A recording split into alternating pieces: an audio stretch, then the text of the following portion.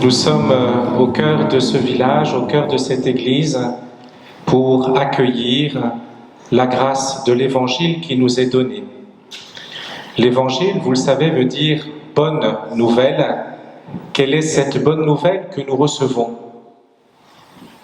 Bien, peut-être que la bonne nouvelle est un peu rude, parce que le Seigneur dit au départ aux grandes foules, si quelqu'un vient à moi alors qu'ils le suivent déjà, sans me préférer à son père, sa mère, sa femme, ses enfants, ses frères et sœurs, et même à sa propre vie, il ne peut pas être mon disciple.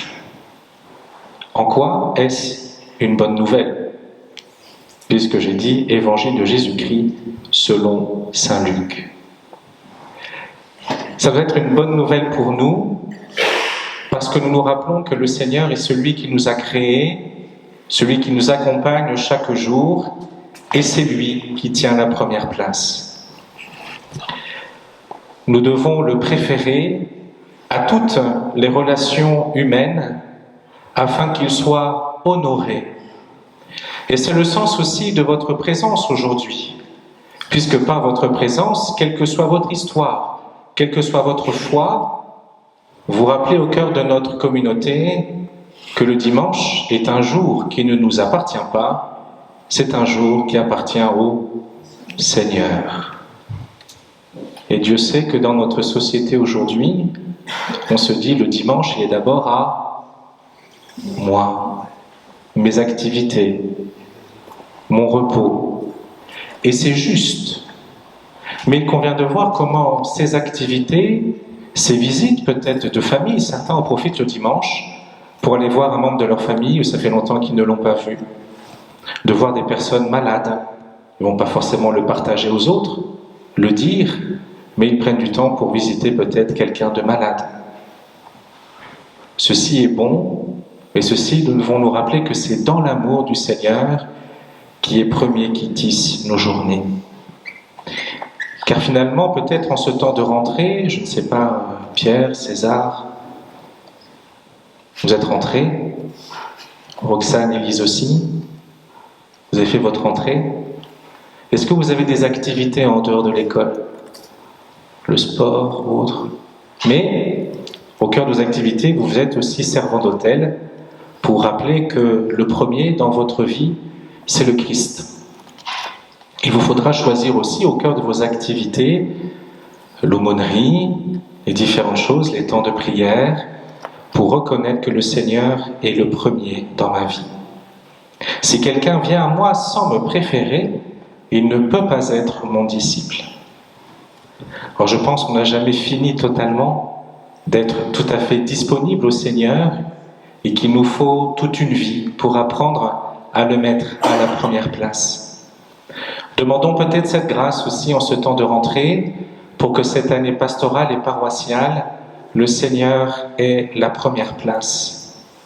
Peut-être que nous avons pensé à prendre des temps de prière, des temps autour de la parole de Dieu, et qu'au fil des jours, ces temps d'effort vont être effacés par les aléas des événements de nos vies ou de la vie du monde.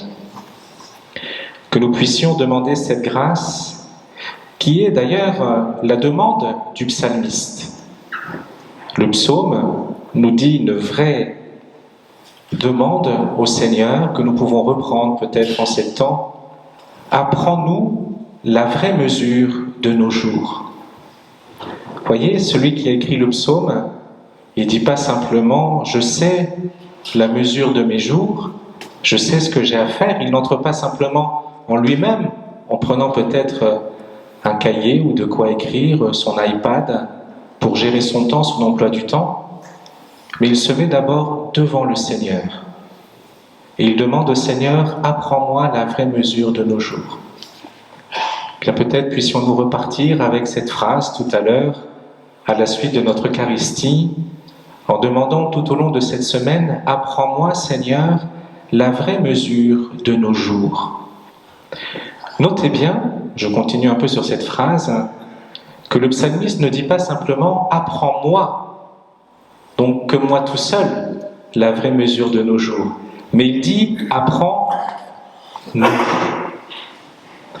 c'est aussi de voir comment dans notre communauté, dans notre village, comment nous le servons, comment nous servons notre communauté paroissiale pour que le Seigneur soit la vraie mesure de nos jours. Alors au cœur de cette semaine, puissions-nous poser, avoir cette question, avoir ce cœur à cœur avec le Seigneur, pour qu'à l'exemple de Saint Paul, nous puissions nous construire et construire les frères et sœurs que nous rencontrons, non pas comme des esclaves, mais comme un frère et une sœur bien-aimés, qui louent avec moi le Seigneur, qui prient avec moi le Seigneur, qui apprend à connaître le Seigneur et son Église. Ainsi, nous serons dignes d'être disciples du Seigneur, afin que nous puissions renoncer à nous-mêmes pour la vie du Seigneur, pour la vie de l'Église et pour la vie du monde, maintenant et pour les siècles des siècles. Amen.